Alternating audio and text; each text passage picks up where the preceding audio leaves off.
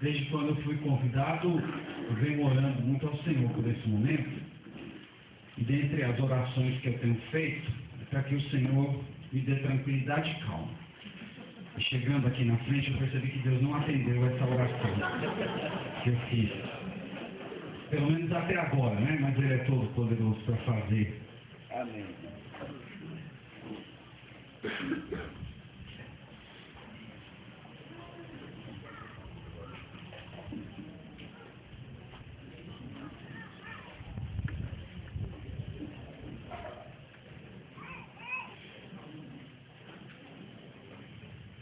Nós estamos servindo ao Senhor na Igreja Batista Regular da Pituba, em Salvador.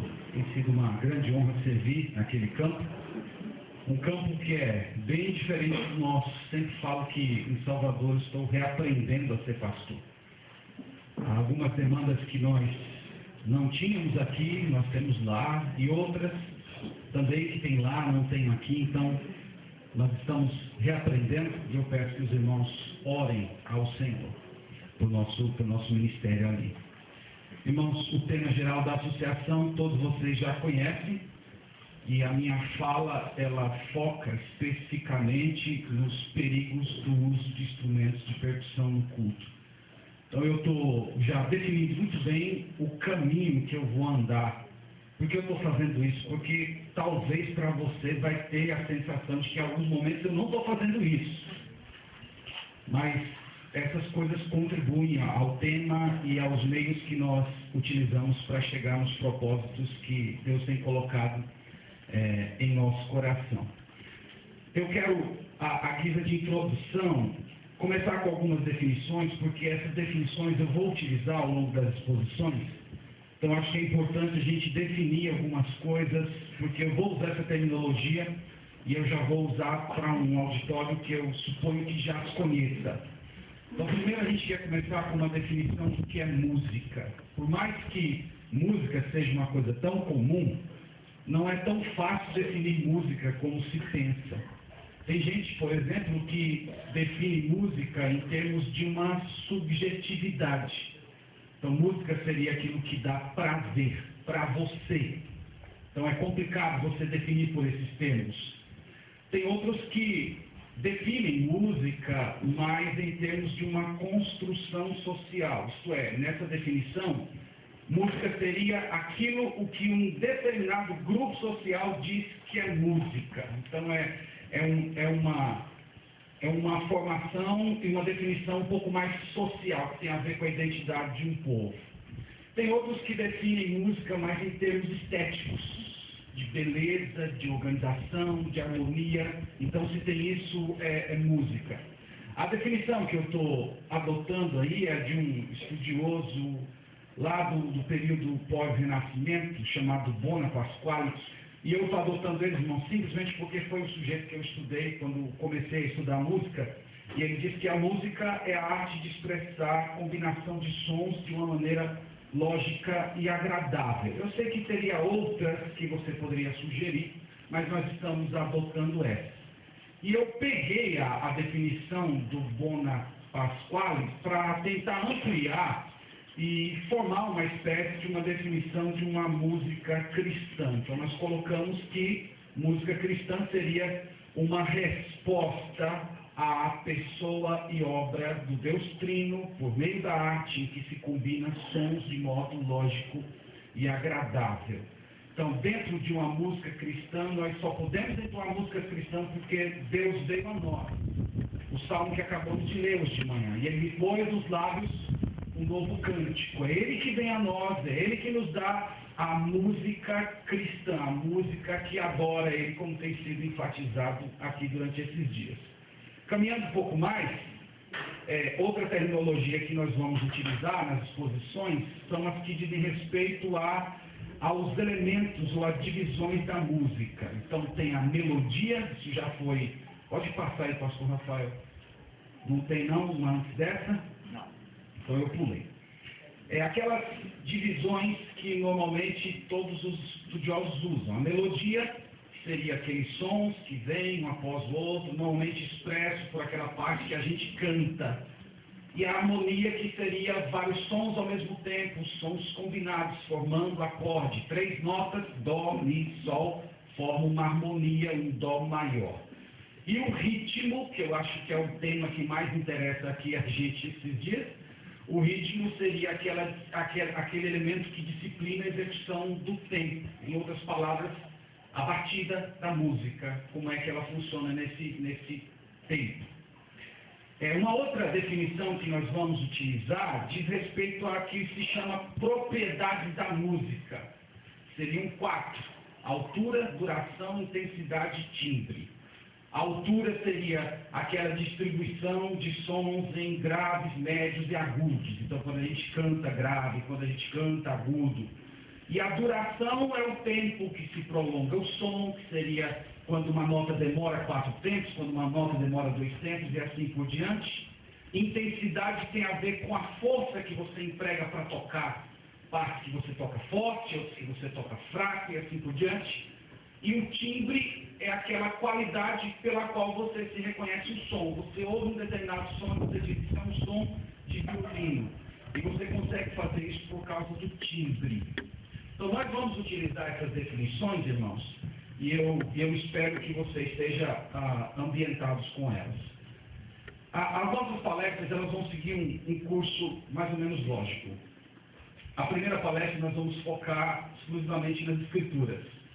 Então, nós vamos tentar pegar tudo que a Bíblia diz sobre uso de instrumentos musicais e de percussão, especialmente, e nós vamos tentar montar um esqueleto e observar como é que a Bíblia trata esse assunto. A segunda palestra, a gente vai olhar um pouco a história.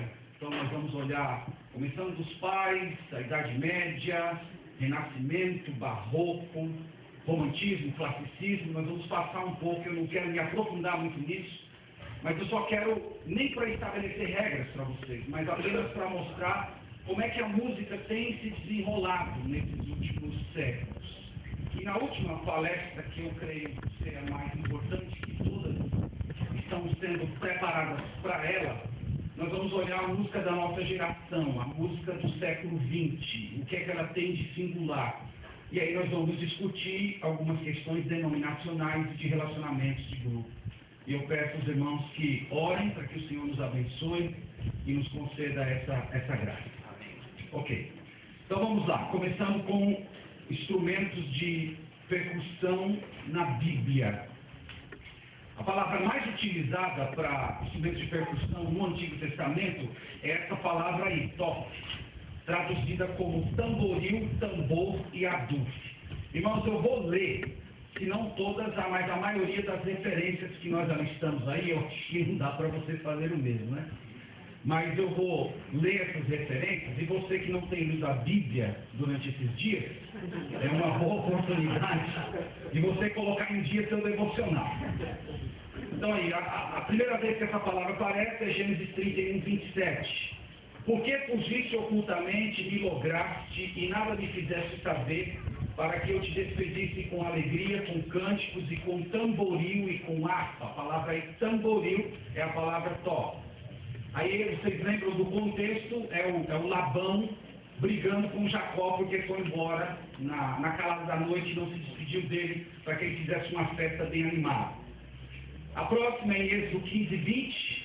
A profetisa Miriam, irmã de Arão, tomou um tamborim e todas as mulheres saíram atrás dela com tamborins e com danças. Vocês lembram que a passagem aí é logo depois da libertação do povo de Israel.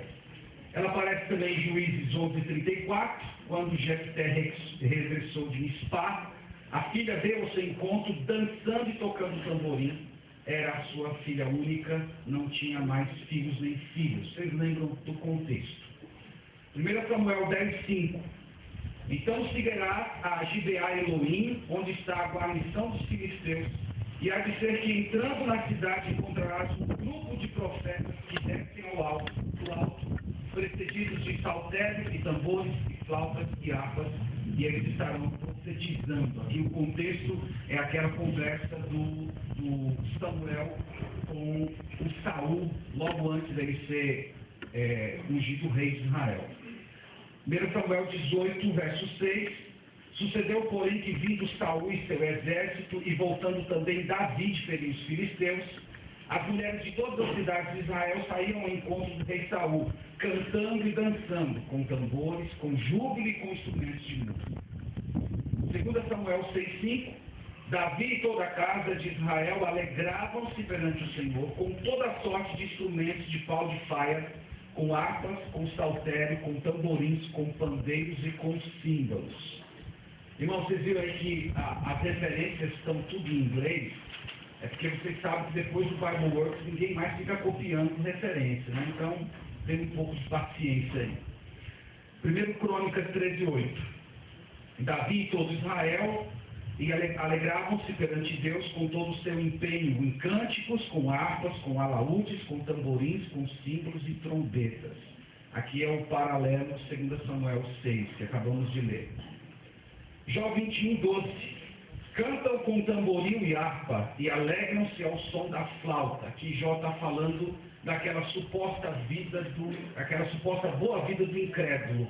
Enquanto ele está ali sofrendo, o incrédulo está numa boa, dançando e fazendo festa.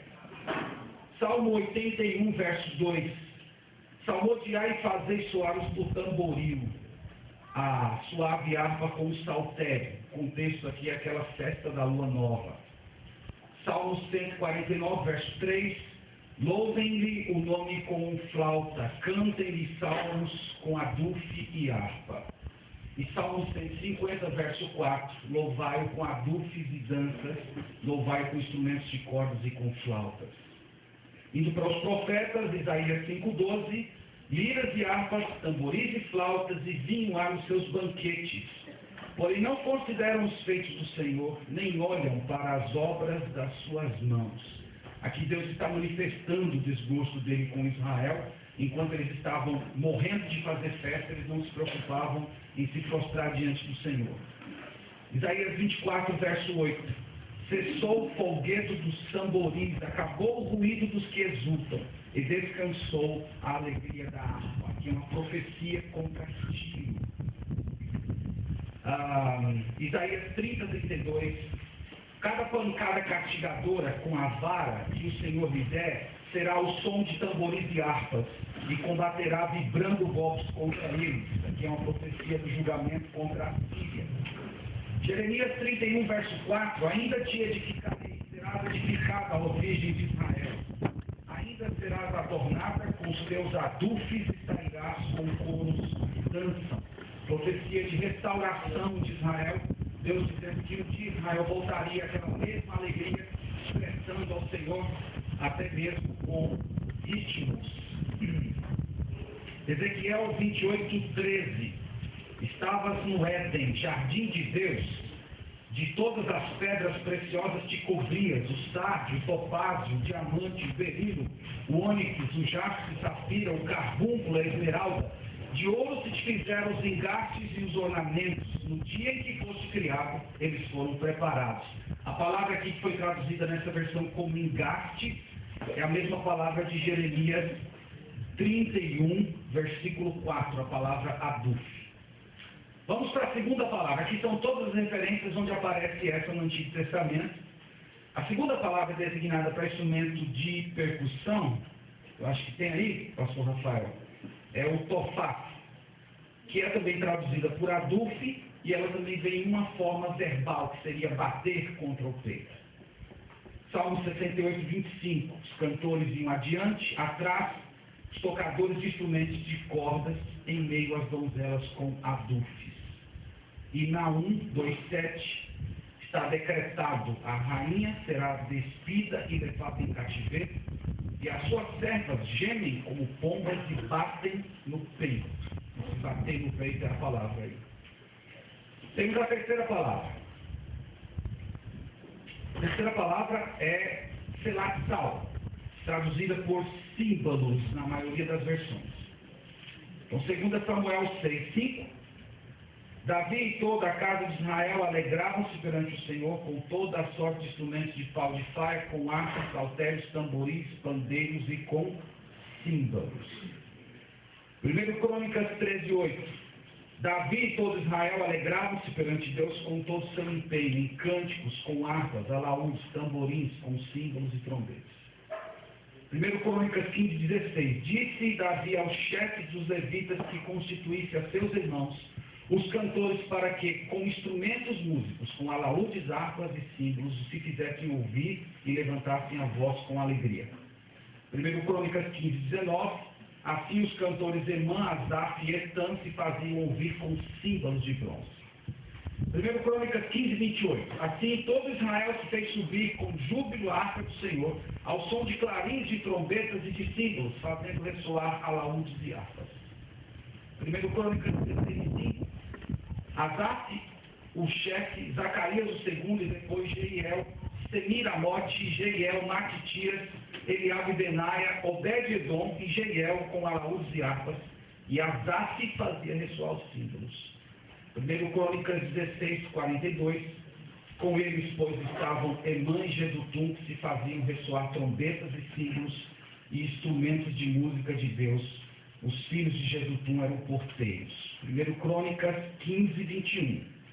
Davi, juntamente com os chefes do serviço, separou para o ministério os filhos de Asaf, de Emã e de Jedutum, para profetizarem com harpas, alaúdes e símbolos.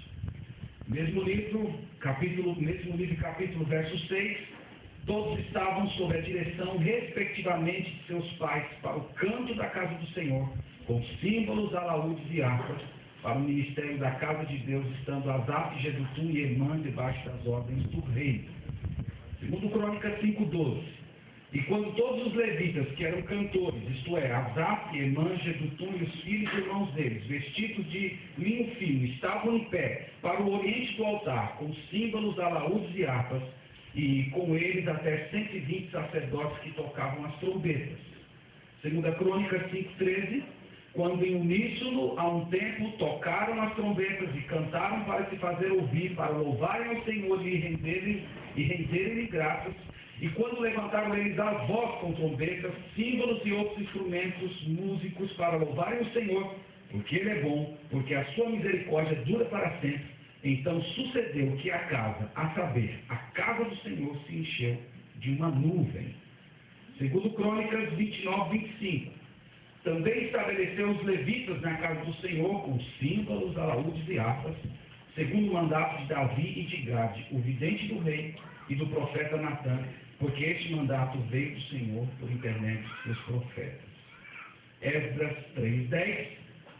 Quando os edificadores lançaram os alicerces do templo do Senhor, apresentaram-se os sacerdotes paramentados com trombetas e os levitas, filhos de Asaf, com símbolos, para louvarem o Senhor segundo as determinações de Davi, rei de Israel. E Neemias 12:27. Na dedicação dos muros de Jerusalém, procuraram aos levitas de todos os lugares para fazê-los vir a fim de que se fizessem a dedicação com alegria, louvores, cantos, símbolos, alaúdes e harpas. E Salmo 150, verso 5. Louvai com símbolos sonoros, louvai com símbolos retumbantes. Amém. Longa leitura, né? Agora vocês vão me dar licença para eu tomar um pouco d'água, que essa rajada de poeira aqui eu quase cuspi no tijolo.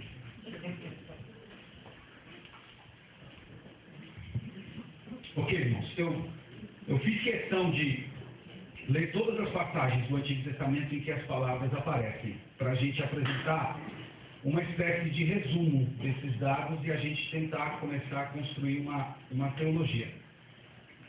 Então, primeiro é que os instrumentos de percussão, eles não eram apenas conhecidos pelos israelitas, eles eram largamente usados em diversas ocasiões. Então, as percussões faziam parte do dia a dia do povo de Israel, do povo hebreu e depois do povo judeu. Não é que eles conheciam se relacionar com outros povos, é que estava dentro da cultura deles.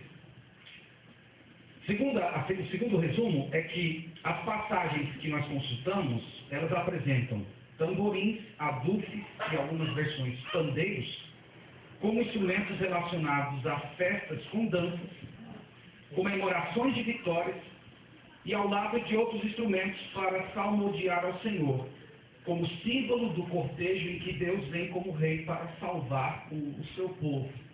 Essa é a segunda conclusão que eu tiro. é que esses instrumentos eles faziam parte da vida de Israel e eles eram utilizados em certas ocasiões, que eu vou dizer já quais são, para glorificar o nome do Senhor. Eles adoravam o nome do Senhor com instrumentos de percussão. Isso nos leva à terceira conclusão, que os instrumentos não são mencionados em ambiente formal e regular de culto, embora os israelitas os usassem para honrar ao Senhor e expressar alegria com movimentos corporais. Então, dentro da pesquisa que eu fiz e li com vocês nessas passagens, esses instrumentos que salientam o ritmo, esses instrumentos de percussão, eles faziam parte, em certas ocasiões e ambientes, eles eram utilizados até para glorificar o nome do Senhor. Mas esses instrumentos não eram utilizados dentro do ambiente regular de culto. O que eu quero dizer ambiente regular de culto? O tabernáculo, em primeiro lugar, e depois o templo. Então, a gente lendo as passagens, a gente pode chegar a essa conclusão. O único instrumento de percussão relacionado ao ambiente de culto formal dos israelitas é o símbolo. Todos os estudiosos e missionários que eu consultei, eles apresentam um símbolo como uma espécie de um instrumento que é formado por 2 discos de metal. Tem até um equivalente dele na orquestra hoje, e de repente esses eram tocados com força, e eles faziam assim um grande zunido. Ele é mencionado, por exemplo, nas mãos de Asaf, ele como regente do coro tendo o símbolo nas mãos. Então, esse é o único instrumento de percussão, se é que podemos chamá-lo, usado dentro do ambiente do culto regular formal. E esse instrumento, ele não era um instrumento utilizado para marcar o ritmo, ele não era utilizado na batida da música, mas ele era utilizado em certos instrumentos, em certos momentos da música, às vezes para salientar uma mudança de tom, às vezes uma mudança no fluxo de voz. Então mais ou menos como se usa na orquestra hoje. Então vem uma certa composição e de repente chega num ponto alto da música, vem aquele cara com o símbolo e pá, ele bate o instrumento. Então era utilizado assim no Antigo Testamento, normalmente nas mãos do regente. Então, irmãos, a minha conclusão diante das passagens que lemos é que a música que Deus estabeleceu no Antigo Testamento, e aqui eu estou falando da música de culto, do culto regular, formal. Como é que a gente caracteriza essa música? Primeiro, nós temos uma melodia que declara a pessoa de Deus, as obras de Deus, às vezes o coração do adorador, é muito comum a gente ver isso nos Salmos. Segundo, havia uma harmonia e um ritmo discretos. Então, a melodia é a parte que toma mais forma, porque ela quer exaltar o Senhor, ela quer declarar os feitos do Senhor, ou às vezes simplesmente expor o coração do adorador. E você tem do outro lado a harmonia e o ritmo, embora sendo importantes, eles são mais discretos. Eles são mais discretos. Havia ritmo nas músicas que se cantavam no templo, no tabernáculo? Havia. Mas esse ritmo, ele via da pulsação natural da música. Como está acontecendo aqui? Os irmãos estão tocando e nós temos um irmão que está estabelecendo e ditando para a gente o ritmo que cantamos através do seu reger. Então a música tem ritmo, só que é um ritmo discreto, e esse ritmo, ele não vem de um instrumento. Nós não temos um instrumento que está produzindo a pulsação da música. Nós não temos isso. Nós temos ritmo, mas esse ritmo ele vem do fluir natural, do pulsar da música. Então a minha conclusão na pesquisa que eu fiz é que havia instrumentos variáveis na cultura judaica, diversas ocasiões em que eles expressavam corporalmente o amor deles, às vezes até em danças, tamborins, pandeiros e seus correlatos. Mas quando eles se reuniam para formalmente glorificar o nome do Senhor no ambiente de culto regular, tabernáculo, depois templo, havia sim um certo direcionamento para instrumentos que não acentuassem o ritmo. Então essa é a conclusão. Vamos para o Novo Testamento. Novo Testamento é mais complicado, porque as passagens que citam instrumentos musicais, não citam instrumentos musicais em ambientes relacionados ao culto. Às vezes são só analogias, como Mateus 6,2. Quando, pois, deres esmola, não toques a trombeta diante de ti, como dizem os irmãos. Você sabe que trombeta aí não está falando literalmente, mas lembra que a trombeta é um instrumento de chamar a atenção, de convocação. Então, quando você dá esmola, não fica convocando as pessoas a verem que você dá esmola. Mateus 26:30. E tendo cantado um hino, saíram para o Monte das Oliveiras. Provavelmente ali do Salmo 114 ao 116, 18. Era o que os hebreus cantavam na ocasião da Páscoa. Provavelmente Jesus pode ter cantado isso. Mateus 9:23. Tendo Jesus chegado à casa do chefe, vendo os tocadores de flauta e o povo em alvoroço, disse. Aí é na ocasião da ressurreição da filha de Jairo. Mateus 11:17. Nós vos tocamos flautas e não dançaste, entoamos lamentações e não pranteaste. Então, novamente, Jesus está simplesmente se queixando de que as pessoas sempre reagiam de uma forma diferente daquilo que ele esperava. Então, ele vinha e bebia vinho, as pessoas diziam que ele era um beberrão, um glutão. E João Batista não bebia e dizia, ele tem um demônio. Então, ele sempre reage de maneira oposta. Lucas 15:25. O filho mais velho estivera no campo, e quando voltava ao aproximar-se da casa, ouviu a música e as danças. Aí é o retorno do filho pródigo. 1 Coríntios 14:7. É assim que instrumentos inanimados, como flauta ou cítara, quando imitem sons, se não os derem bem distintos, como se reconhecerá o que se toca com na flauta ou na cítara? Vocês sabem que não está falando de culto, mas Paulo está empregando como analogia para falar da desorganização que havia no uso do dom de línguas lá. Então, tinha que organizar do mesmo jeito que os instrumentos são organizados para que sejam reconhecidos. 1 Coríntios 14:8. Também se a trombeta der som certo, quem se preparará para a batalha? Mesma coisa, mesma ideia. Aqui já é alguma coisa relacionada a culto. 14:26. Que fareis, pois, irmãos? Quando vos ajuntais, cada um de vós tem salmo. Essa palavra salmo é utilizada em Efésios 5:19, é a palavra psalontes, de onde vem a nossa palavra dedilhar. Irmãos, esse é o máximo que a gente tem de uma referência de um possível instrumento musical dentro do culto no Novo Testamento. Se a gente entender que salmo aqui seja dedilhar e aquele efeito de levar a música acompanhada com um instrumento de corda. Então, cada um de vós tem salmo, tem doutrina, tem revelação, tem língua, tem interpretação, faça-se tudo para edificação. E conhecido Colossenses 3:16, habite ricamente em vós a palavra de Cristo, instruindo e aconselhados mutuamente em toda a sabedoria, louvando a Deus com salmos, hinos e cânticos espirituais, com gratidão em vosso coração. Vocês sabem que a maioria dos intérpretes do Novo Testamento, eles não têm uma coesão de pensamento no que é a interpretação de salmos, hinos e cânticos espirituais. Você tem diversas interpretações sobre isso.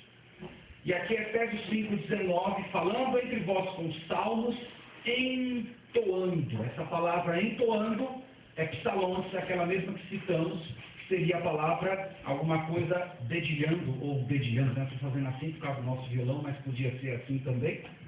Entoando de louvando de coração ao Senhor com hinos e cânticos espirituais. E nós temos uma referência.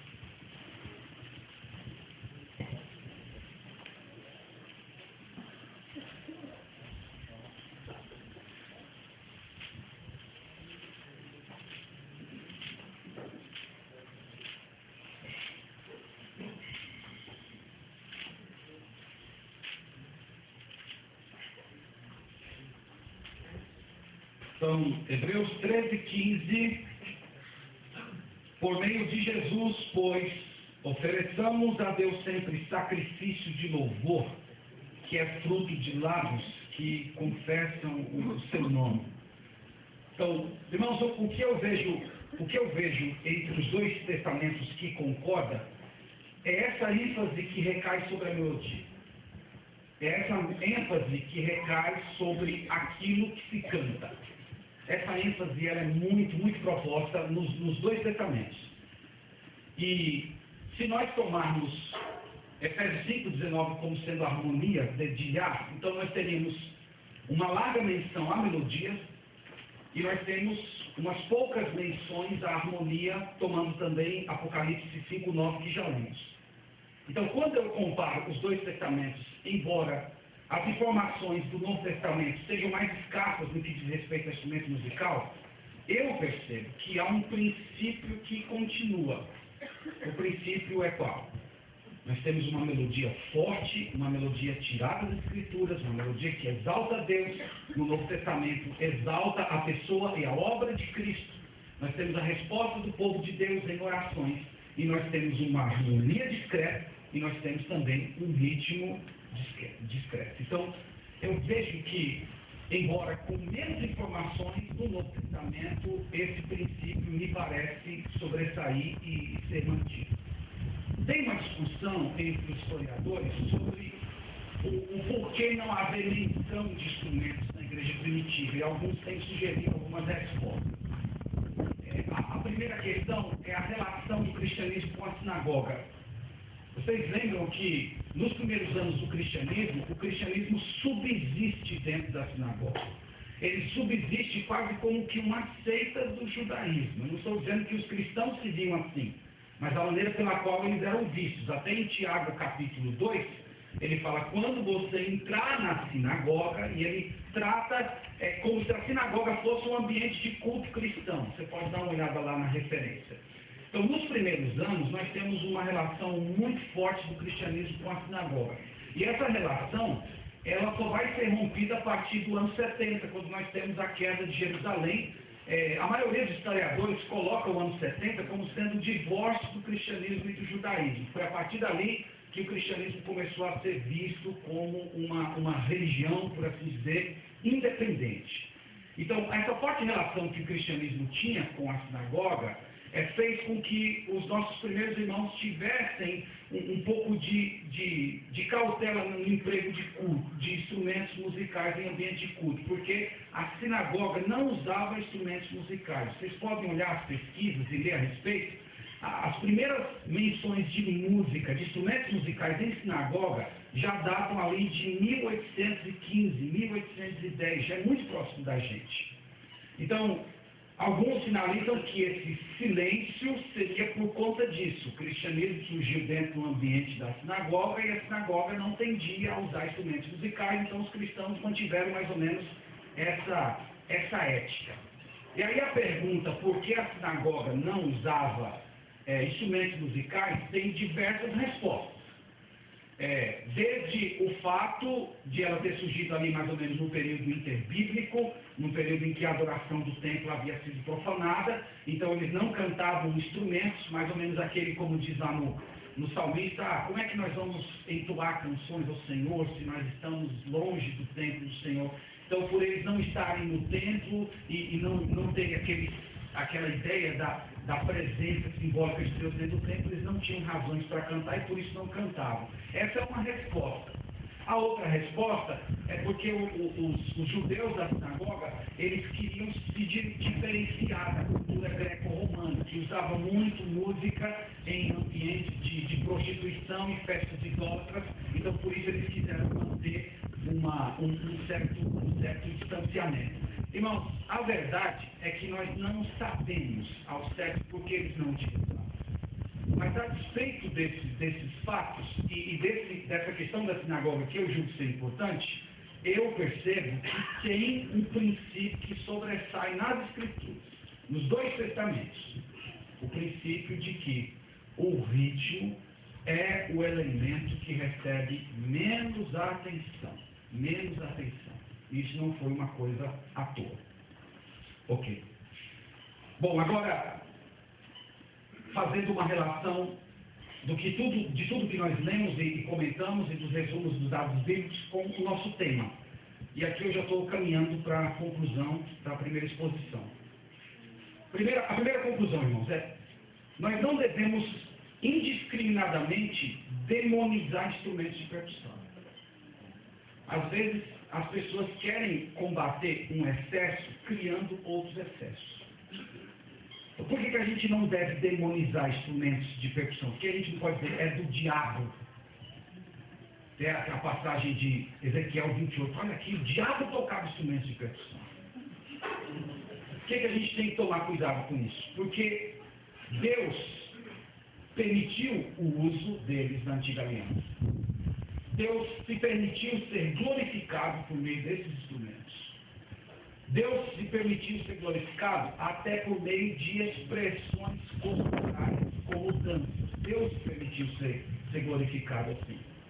Então, quando você indiscriminadamente pega instrumentos de percussão e joga na categoria do inferno, você está, assim, no mínimo, sendo precipitado com os dados bíblicos. A Bíblia não trata instrumentos de percussão dessa maneira. E eu creio que essa obscuridade no debate, ela acaba criando essa polarização que é tão comum no nosso país hoje, né, falar de polarização. Mas essa divisão quase que cega, que ou você considera que é tudo do diabo, ou você acha que tem que trazer tudo para dentro da igreja. Então, esses dois extremos, eles são igualmente perigosos e vêm de uma leitura errada, equivocada das Escrituras. A segunda relação. O uso de instrumentos de percussão, em diversos momentos da vida de Israel, exceto no culto formal, demonstra que havia espaço para uma manifestação mais corporal e rítmica da alegria em Deus e seus feitos. Então havia um espaço para isso. Havia um espaço na vida de Israel para que corporalmente eles expressassem aquilo que estava dentro do coração. É como se faltassem palavras para dizer a sua alegria ou o seu encantamento pela pessoa de Deus. E essa alegria e ausência de palavras extravasasse através de movimentos corporais, rítmicos, danças tribais, etc. Então isso havia. No entanto, para o culto regular, e isso é importante, ficavam as formas menos corporais de expressão, mas não menos alegres, solenes e reflexivas. Há, portanto, uma diferença entre música para deleite e música para culto. E, evidentemente, que ambas devem glorificar o nome do Senhor. Então, entendo, irmãos, que Israel tinha muito bem resolvido essa questão que nós estamos nos batendo há tanto tempo. Há espaço para uma expressão de música mais rítmica, uma música que, de repente, ela não tem uma linguagem cristã, mas que ela exalta o nome de Deus por razões de falar da criação, de falar dos feitos do Senhor. Há espaço para isso. Lembra do livro de Cantares? O livro de Cantares é um livro de música. O livro de Cantares era entoado dentro do templo? O que vocês acham? Não era. Aquelas descrições que Salomão fez do corpo da esposa dele, vocês sabem que aquilo não era. Mas tinha espaço para uma espécie de música romântica que glorifica o Senhor na cultura judaica? Tinha espaço para isso. Então, nem toda a música que eles entoavam era aquela música que era entoada dentro do templo, de ambiente regular de adoração. Eles faziam uma diferenciação tranquila sobre isso. Talvez, se a gente olhasse um pouquinho mais para eles, a gente não ia bater tanto cabeça com isso. A terceira conclusão. A ausência de instrumentos que dão ênfase ao ritmo no ambiente de culto formal e regular me parece mais uma restrição do que um silêncio lícito. Eu quero explicar melhor o que eu quero dizer com essa frase. Alguns dizem assim: não, ele está mencionando apenas estes, mas isso não significa que não pudesse colocar aqueles. Ele não está sendo exaustivo aqui no texto. Ele está simplesmente dizendo que havia instrumentos, esses instrumentos, mas ele não está negando que não houvesse outros. Então, eu não entendo dessa maneira. E uma das razões é a passagem de 2 Crônicas 29,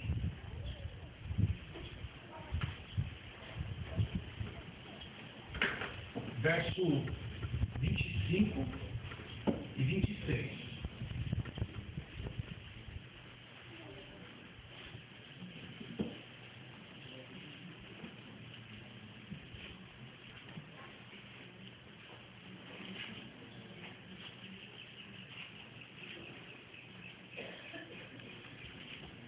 Segundo Crônicas 29, verso 25 e 26 diz: também estabeleceu os levitas na casa do Senhor, com símbolos, alaúdes e harpas, segundo o mandato de Davi e de Gade, vidente do rei e do profeta Natã, porque este mandato veio do Senhor por intermédio dos seus profetas.